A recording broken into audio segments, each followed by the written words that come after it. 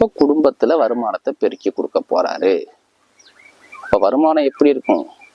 முன்னே விட செலவை விட வருமானங்கள் பெருசா சூப்பரா இருக்கும். வருமானங்கள் சூப்பரா இருக்கும். நல்ல ஒரு இன்கம் பார்க்கலாம்.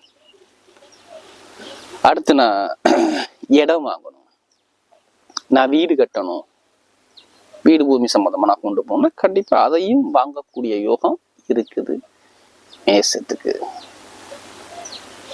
ஏன்னா 4ஆம் இடத்துல சூரியன் போயிட்டானா, சூரிய நட்சத்திர செவ்வாய் போயிட்டாவே அது நட்பு, 2 கிரகம் நட்பு கிரகம் தானே.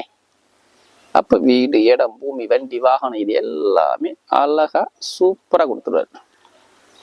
இப்ப வீடு, இடம், பூமி, வண்டி, வாகனம் இந்த யோகமும் இந்த ஜூலை மாசம் 17க்கு அப்புறம் மேசராசிக்கு இருக்குது. இதுவும் தடை இல்லாம இருக்கும். எப்படிப்பட்ட வழக்கா இருக்கட்டுமே அந்த வழக்குகள் ஒரு முடிவுக்கு வரும் மேசராசி என்பவர்களுக்கு.